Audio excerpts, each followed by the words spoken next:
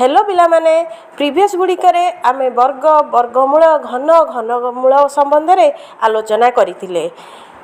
तुम मानक भितरु जदि किए चैनल ले नुआ अछ ताले चैनल टी को सब्सक्राइब कर दियो। ताले आरंभ करबा वीडियो टी को क्रमिक पार्थक्य क्रमिक पूर्णवर्ग संख्या मध्य पार्थक्य अजुग्म संख्यार एक क्रम सृष्टि करिथाय जोटा कि आमे जेतेबेले वर्ग संख्या पढ़ी सेतेबेले आमे ता पार्थक्य लक्ष्य करिथिले जे पूर्णवर्ग संख्या भितर जो सब पार्थक्य रोची से पार्थक्य गुड़िक गोटे गोटे जुग्म संख्या होची क्रमिक जुग्म संख्या होची दुईटी पर्याय पर समस्त पार्थक्य समान अटे। पिले देखि पारुछ प्रथम पार्थक्य दे देछि स्क्रीन ने दे देछि 1 4 9 16 25 36 ये होची पूर्णवर्ग संख्या क्रमिक पूर्णवर्ग संख्या सेमानक पार्थक्य अजुग्म संख्या होची 3 5 7 9 11 क्रमिक अजुग्म संख्या होची जेहेतु सेगुड़िक क्रमिक अजुग्म संख्या होची दुईटी अजुग्म संख्या क्रमिक अजुग्म संख्या जदि रुहे ताले सेमानक भितर पार्थक्य पिले केते रहिबो ना 2 एठी मध्ये सेही 2 रहउची।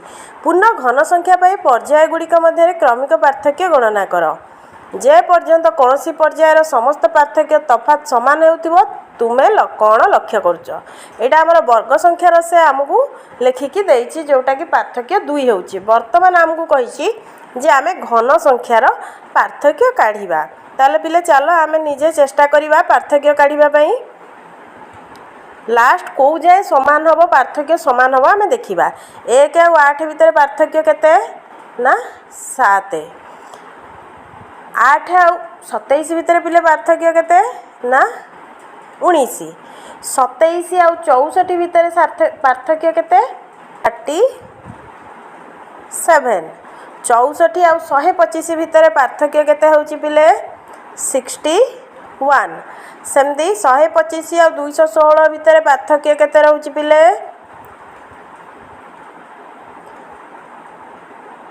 91 बुझी पारलो। एबे हमें नेक्स्ट स्टेप को करिवा 7 और 19 भितर पिले पार्थक्य केते रहउची 12 19 और 27 भितर पार्थक्य केते रहउची 18 सेमती 37 और 61 भितर पार्थक्य केते रहउची 24 सही भलिया 61 और 91 भितर पिले पार्थक्य केते रहउची ना 30। एबे आमे एमानक भितर प्रथम स्टेप लेखिले प्रथम पार्थक्य काढी की द्वितीय स्टेप द्वितीय थर पार्थक्य काढी की लेखिले पुणी आमे पार्थक्य काढिबा 12 और 16 भितर पार्थक्य पिले केते रहउची 6 16 24 भितर पार्थक्य केते रहउची ना 6 24 30 भितर पार्थक्य रहउची ना 6 एई भलिया सबु पार्थक्य मध्य रहिबो 6 केते नंबर आमे एठी 2 प्रथम स्टेज जाई द्वितीय स्टेज रे समान पार्थक्य पाइथिले एठी आमे प्रथम स्टेज जाई द्वितीय थर पार्थक्य काढी तृतीय थर जेतले पार्थक्य काढिले पार्थक्य गुडाक सबु समान माने 6 आसिला एठी पार्थक्य 2 आस्तिला बेले घन बेले पार्थक्य केते ना 6 आसुची। तुमे कोन लक्ष्य करूच पार्थक्य समान हेबा पर्यंत आमे जते बेले गले सेते बेले आमे पार्थक्य केते ना 6 बोली देखिले जानि परलो। एबे देखिबा इतिहास पृष्ठारु पूर्णवर्ग और घन संख्यार प्रथम जनाशुना बा परिचित तालिका ख्रीष्टपूर्व 1700 रे बाबिलोनिया मानक द्वारा संकलन करा जायतिला। माटी फलकरे उपलब्ध एही तालिका गुडी को व्यवहार करा जाय शीघ्र वर्गमूल घनमूल व्यवहार करा जाय पारुतिला। एहा को जमी माप गृह निर्माण संबंधी नक्शा प्रस्तुति और अन्य क्षेत्र में व्यवहार करा जाउतिला जेउथिरे ज्यामितिक हिसाबर आवश्यक थिला। पिले भाबनी जे आमे ए मॉडर्न जुग रे ही केवल एही वर्गमूल घनमूल पढुचे किबा जानिचे आम पूर्वपुरुष बहुत आगुरु से माने जानिथिले मध्य व्यवहार मध्य करुतिले आ सेगुडी को प्रमाण आकार रे प्रस्तर रे मध्य माटी फलक रे मध्य तालिका गुडी को उपलब्ध करिकि रखिछंती।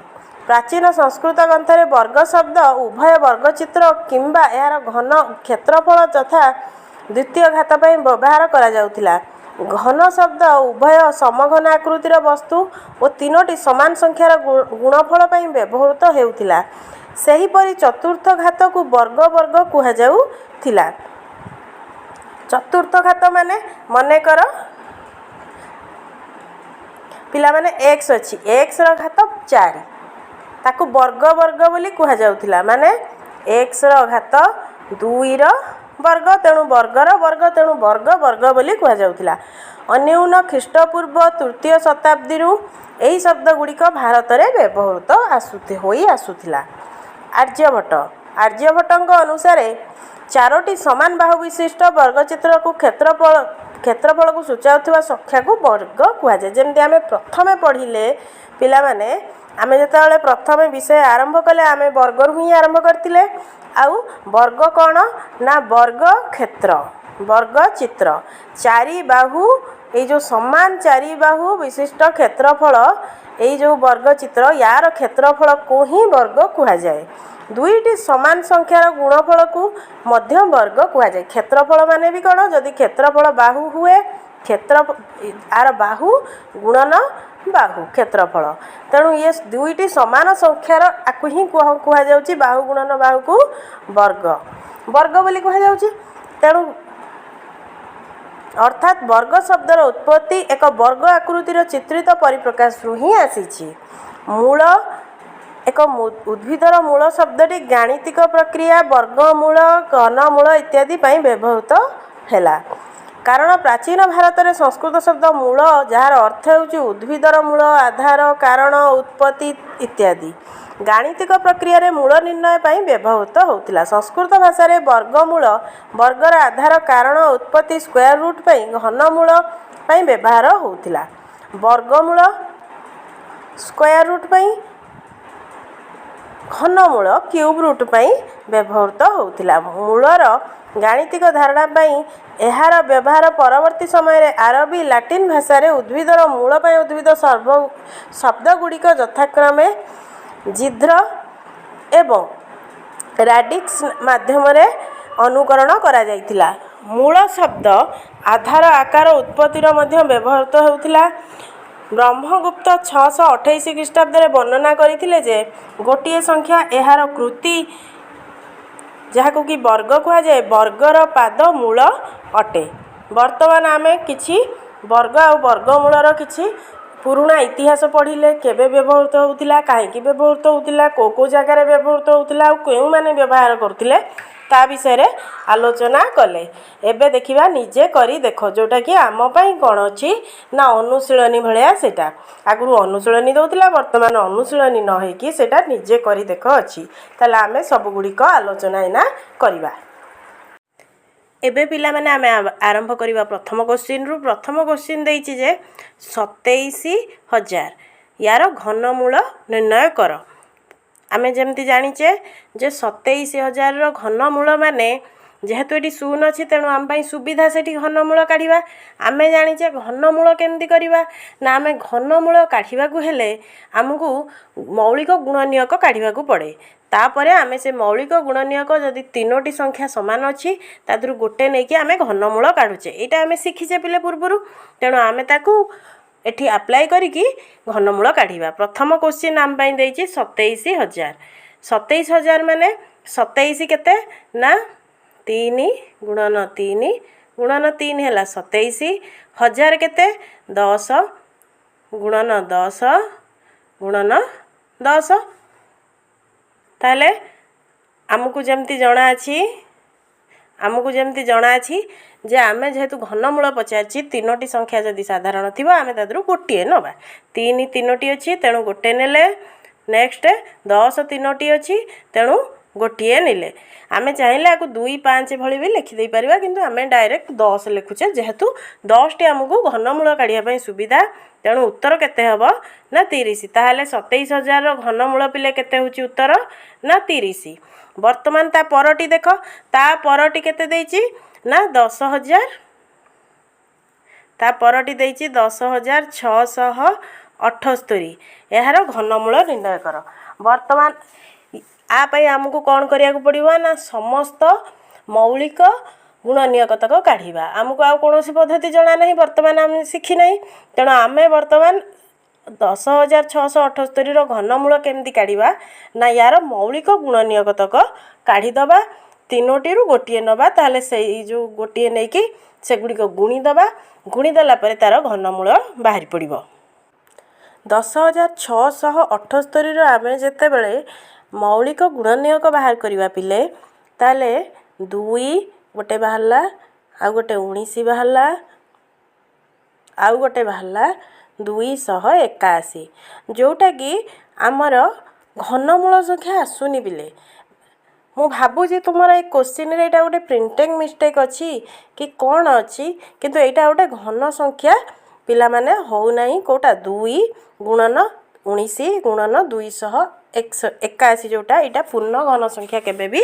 हो नाही जदि आमर एठी ए 7 बदल रे जदि क्वेश्चन टी आमर 10,648 हेइथांता ताहले आमर एटा गोटे घन संख्या हेइ पारथांता ताहले सेटा 22 घन संख्या हबो ताहले आमे नेक्स्ट क्वेश्चन देखिबा केउ संख्या द्वारा 1323 की गुणन कले गुणफल गोटे घन संख्या हेबो जे आमे 1323 मौलिक गुण नियक काढ़ा चल पिले आरंभ करवा 1323 पिले याकू केते रे 2 रे तो कटिवनी 3 रे कटिवो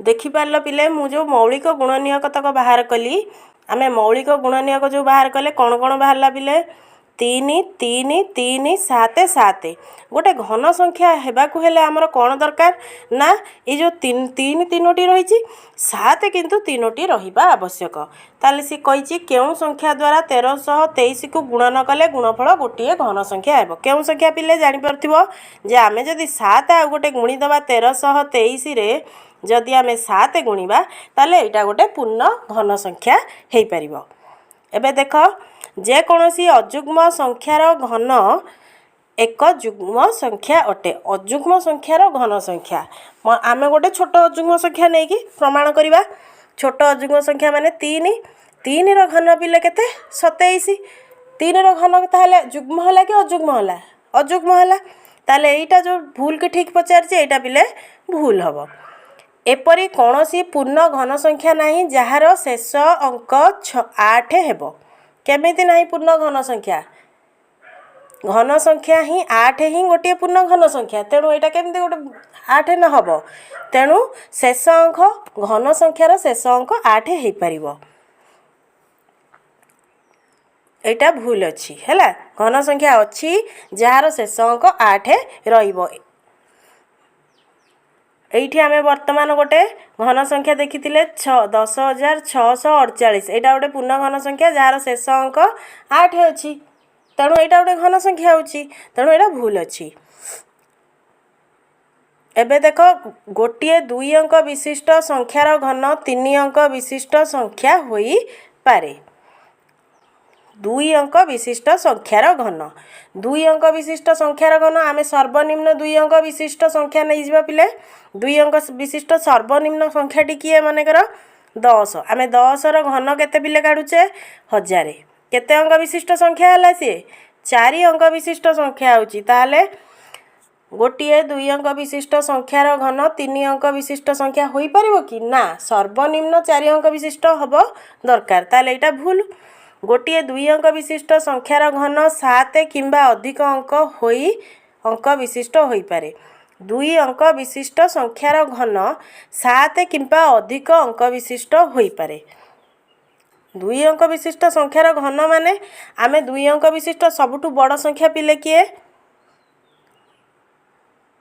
ना 99 देखो 2 अंक विशिष्ट सबुठु बड़ संख्या 99 रो जदि आमे घन काढिबा 6 छः अंक विशिष्ट गोटे संख्या हो पार सी कौच 7 कि अधिक अंक हम ना सबुठू अधिक किए 6 अंक विशिष्ट ही हो पार। घन संख्या गुड़िकर अजुग्म संख्यक गुणनीयक थाए। घन संख्या गुड़िकर अजुग्म संख्यक गुणनीयक थाए। आमे देखिबा जे घन संख्यार जेतोटी गुणनीयक अछंती समस्ते अजुग्म बोली। प्रथमे आम कर 1331 गोटे पूर्ण घन संख्या उत्पादक निर्णय न करी तुमे यार घनमूल अनुमान करि परिबो कि? सेहीपरि 4913 12167 और 3232768 घनमूल निर्णय कर। मने कर 13031 गोटे पूर्ण घन संख्या। आमे गोटे घन संख्यार गोटे टेबुलटे पिले करथिले 1 रु 20 जाए घन काढ़ी से घन संख्या टेबुल जदि आमे लक्ष्य करिबा से टेबुल भितर आमे लक्ष्य कले जानि परिबा जे जो 1331 जदि गोटे पूर्ण घन संख्या हुए ता पूर्वर पूर्ण घन संख्या पिले किए होउची ना 1000 कहार ना 10 रो घन संख्या होउची 10 रो क्यू होउची बा घन होउची 1000। ताले ये जो 1331 ता सहीटा गोटे घन संख्या ताले यार केते हबो 10 पर किए रहउची ना 11 रो क्यू पाखापाखी अच्छी से सी कहला जो आनुमानिक भाव में आमे कहले 1333 रो घन 31 होची गोटे पूर्ण घन संख्या जी कि 11 रो घन। से भाई आमे काढ़िया को पड़ो 4913 4913 पाखापाखी पिले घन संख्या। ताले चलो पिला माने आमे केमती अनुमान करके जो घन अंक गुड़ाक पूर्ण घन अंक गुड़ाक अच्छी तार घन मूल निर्णय केमती करवा शिखिबा। 4913 प्रथम टिपिले देखिपार 4913 अच्छी कौन करवा आमे कौन करि परिबा 4913 आमे जानिचे को 3 जदि लास्ट को रहुची ताहले को संख्यार घन 3 हबो ताहले आमर निहाती 7 संख्यार घन ही 3 हबो। 7 जदि एक अंकरे थिबो तार घन जेतेबेले आमे काढ़िबा बा क्यूब जेतेबेले काढ़िबा ताले से तार एकक घरे 3 रहइबो तेणु आमे एकक अंकटी पाई गले ना 20 रो घन आमर पिले केते सुविधा 8000 एटा तो 20 रु सान अछि तेणु आमे 20 रु सान किए रहिला जहार 7 रहबो 7 गोटे अछि 7 तो हबनी आउ किए रहउची ना 17 ताहले ई जो 4913 रो घन केते हबो घनमूल 17 से भाया आम 12167 रो काढ़ा 7 अच्छी देखिपार पिले 7 अच्छी प्रथम एकक देखा है 7 अच्छी तेणु कौ एकक अंकरे कौन रहिले तार घन संख्यार एकक अंकरे 7 रहिबो ना आमे जानिचे 3 ताले आमे जानिगले जे एकक घरे किए रहिबो ना 3 रहिबो। वर्तमान 3 नहीं गले वर्तमान आमे देखिबा 30 रो घन देखीदबा 30 रो घन बिले केते 27 रे 3टा 0 तेणु एटा कौन अच्छी 12167 30 रो घन टू निश्चय सान अच्छी जेहेतु 30 रोची 27000 तेणु ताटू सान अच्छी माने केते रहउची ना 23 जानि पारलो एटा 8000 रु बड़ अच्छी माने 20 रो घन टू एटा बड़ अच्छी आ 30 रो घन टू मध्य सान अच्छी तेणु एटा हो जिवो 23 एबे कहूच 32768 जेहेतु 8 अच्छी पिले आमर एकक घरे किए रहिबो घनमूल एकक घरे रहिबो 2 वर्तमान 32768 आमे जदि 40 रो घनमूल देखिबा पिले 40 रो घन देखिबा पिले केते होची 64 रे 3टा 0 जोटा कि 32668 बहुत बड़। वर्तमान आमे जदि 30 रो घन देखिले ताहले 27000 होउची ता माने ए जो 32768 30 आ 40 भितरे रहिबो 30 आ 40 भितरे गोटे संख्या रहउची जहार कि एकक घरे 2 रहउची ताहले सेटा किए रहिबो ना बिले 32 ताले जो 4913 रो घनमूल किए रहिबो ना 17 12167 रो घनमूल रहिबो 23 32768 रो घनमूल रहिबो पिले 32। ଜାଣିପାରିଲ ଆମେ ଘନମୂଳ ସାଧାରଣ ଗୁଣନୀୟକ କାଢ଼ିଲେନି, କିନ୍ତୁ ପାରିପାର୍ଶ୍ୱିକ ସଂଖ୍ୟାର ବା ପୂର୍ବ ସଂଖ୍ୟା ବା ପର ସଂଖ୍ୟାର ଘନମୂଳକୁ ଆମେ ଲକ୍ଷ୍ୟ କରିକି ଆରାମସେ କହିଦେଇପାରିଲେ ଯେ ଏଇ ତିନୋଟି ସଂଖ୍ୟାର ଘନମୂଳ କେତେ ହେଇଥିବ ବୋଲି। ଏବେ ଦେଖ 5 ନମ୍ବର, ନିମ୍ନଲିଖିତ ମଧ୍ୟରୁ କେଉଁଟି ସବୁଠାରୁ ବଡ଼ କାରଣ ଉପସ୍ଥାପନ କର। ଏଠି ବଡ଼ ବର୍ଗର ଫେଡ଼ାଣ ଦେଇଛି ଏବଂ ଘନର ଫେଡ଼ାଣ ଦେଇଛି। ବର୍ତ୍ତମାନ ଆମେ ଏ କୋଶ୍ଚିନ୍କୁ ଛାଡ଼ି ଦେଇକି ଆମେ ଅଲଗା ଦୁଇଟା ଏକ୍ଜାମ୍ପଲ୍ ନେଇକି ବୁଝିବା। ପ୍ରଥମେ ଆମେ 2 1 2 ଛୋଟରୁ ଆମେ ବୁଝିବା କ'ଣ ଏଠି ହେଇପାରେ। ପ୍ରଥମେ ଆମେ ଦେଖିବା, ପ୍ରଥମେ ଆମେ ବର୍ଗ ବଡ଼ କି ଘନ ବଡ଼ ଦେଖିବା। ମନେକର ଆମକୁ କହିଛି 2ର ଘନ ମାଇନସ୍ 1ର ଘନ ହେଲା, ଏବଂ 2ର ବର୍ଗ ମାଇନସ୍ 1ର ବର୍ଗ। ଆ ଭିତରୁ କିଏ ବଡ଼ ଆଗ ଲକ୍ଷ୍ୟ କରିବା ହେଲା।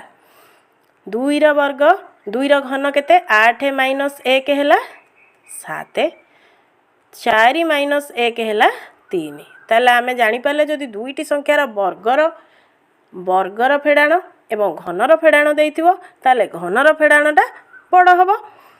ତାହେଲେ ଏଇ ଯେଉଁ 2ର କ୍ୟୁ 1ର କ୍ୟୁ ଦେଇଛି ଏଇଟା ବଡ଼ ହେଉଛି। ତେଣୁ ଆମେ ଜାଣିଗଲେ ଏଠି ଯେଉଁ ଦୁଇଟା ସଂଖ୍ୟା ଭିତରେ କମ୍ପେୟାର କରିକି ଦେଇଛି ଏଇ ଦୁଇଟା ନିହାତି ଦୁଇଟା ଭିତରୁ କେହି ବି ବଡ଼ ହେଇଥିବେ। ଜାଣିପାରିଲେ ତାହେଲେ ଇଏ ବର୍ଗ କେବେ ବି ବଡ଼ ହେଇନଥିବ, ଘନ ହିଁ ବଡ଼ ହେଇଥିବ। ବର୍ତ୍ତମାନ ଆମେ ଜାଣିବା ଯେ ଏ ଦୁଇଟା ସଂଖ୍ୟା ଭିତରୁ କିଏ ବଡ଼ ହେଇଥିବ। ମନେକର ନେକ୍ସଟ ଆଉ ଦୁଇଟା ସଂଖ୍ୟାକୁ ପିଲେ ନେବା ହେଲା, 3ର କ୍ୟୁ ମାଇନସ୍ 2ର କ୍ୟୁ ଆଉ 2ର କ୍ୟୁ ମାଇନସ୍ 1ର କ୍ୟୁ। ଏ ଦୁଇଟା ଯେମିତି ସାନ ୟାଠୁ ଏ ଦୁଇଟା ମଧ୍ୟ ସାନ। ଏ ଦୁଇଟାର ବର୍ଗର ଘନର ଫେଡ଼ାଣ ଫଳ, ଏ ଦୁଇଟା ଘନର ଫେଡ଼ାଣ ସାନ। ତେଣୁ 3ର କ୍ୟୁ ପିଲେ କେତେ 27 ମାଇନସ୍ 8, 27 ମାଇନସ୍ 8 ପିଲେ କେତେ ହେଉଛି ଦେଖିଲ 19। ସେଇଭଳି 2ର କ୍ୟୁ 8 ମାଇନସ୍ 1 କେତେ ହେଉଛି ନା 7। ତାହେଲେ ଇଏ ପରବର୍ତ୍ତୀ ସଂଖ୍ୟା, ଇଏ ହେଉଛି ପୂର୍ବବର୍ତ୍ତୀ ସଂଖ୍ୟା।